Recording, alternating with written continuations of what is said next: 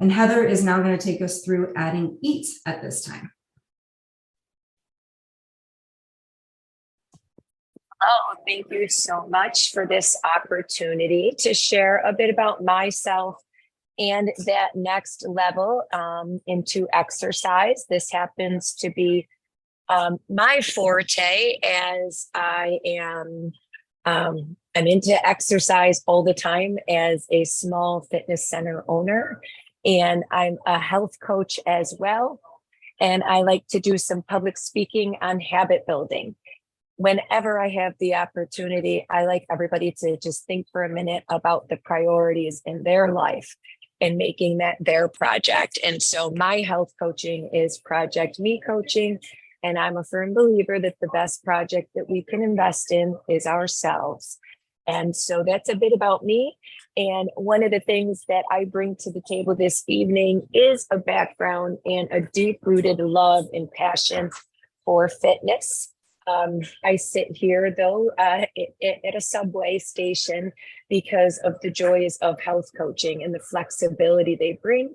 I just left my daughter's game, and here I sit with the opportunity to talk and share some information with all of you. So it's a wonderful opportunity. Thank you so much for allowing me to be here.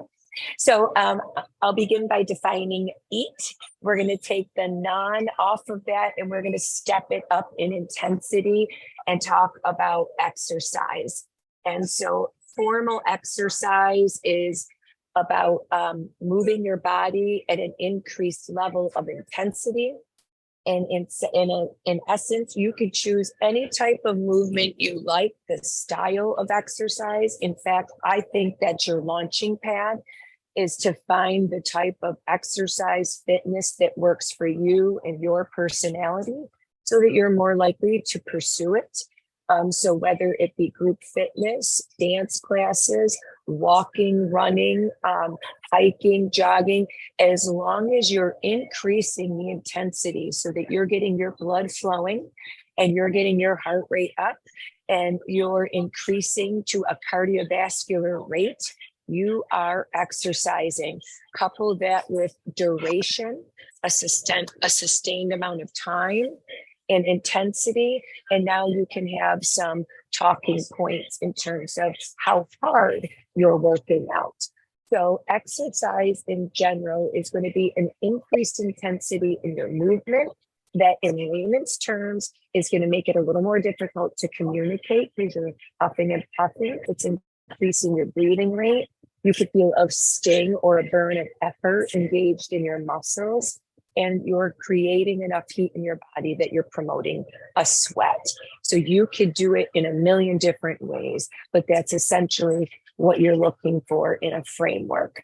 And then the longer that you do it, the more endurance you build. And then you can also think about a perceived effort scale in terms of intensity. A 1 being a scale of barely moving, and 10 being a scale of permanently not moving, on that other end, 5 being somewhere in the middle. So we want to be in the effort scale of a 6, 7, or 8 in terms of exercise. And with that said, you got to find what works for you. And these are the big tips that I want you to walk away with. People, I hear all the time, oh, I hate running. I don't like that. First of all, when we try new things, it may not come easy. It may take work. A lot of times new things are difficult at first. It doesn't mean you hate them. It doesn't mean you can't do them. You just have to give it a go. So a key tip to long-term fitness plan is finding the time. Look at your schedule, be honest with yourself, look at your calendar that reoccurs. Find a reoccurring time block in your schedule that you could dedicate to fitness or exercise and book it, schedule it like it's a doctor's appointment. If it's at a gym, get the app, schedule them, and lock yourself in. That's the first thing. Once you know what you like and you know your time of day to do it, we're then going to find your place. If you live in New York, like me, outdoors is sometimes seasonal because of the time of day and the weather itself. So get serious about a location to do this exercise in. So we have a time, we have a place, and now we need some people to do it with. And I really believe that this is a trifecta for long-term planning. And that is finding people, 1 or 2, 3 or 4. They could be evolving or revolving people. Maybe some days you go to a gym and you do group fitness. Maybe you go to a running group, but you're around people that are promoting your healthy mindset and you're promoting theirs. And this creates longevity in your plan. At my gym, we have the 3 C's. They are commitment, community, and camaraderie.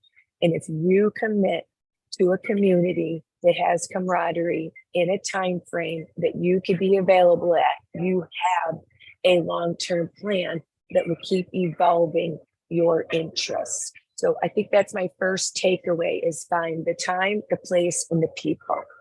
And then my next big tip for you is for you to, you can go ahead and move to the next slide, is for you to make it into a daily habit. And in order to do so, you need to make it really obvious, very simple, fun, rewarding, and satisfying. If you book that time in your schedule every week and absolutely dread it, soon enough, you will find reasons not to do it. So reward yourself for putting in the effort, make it obvious, make it easy, make it fun, and make it feel good.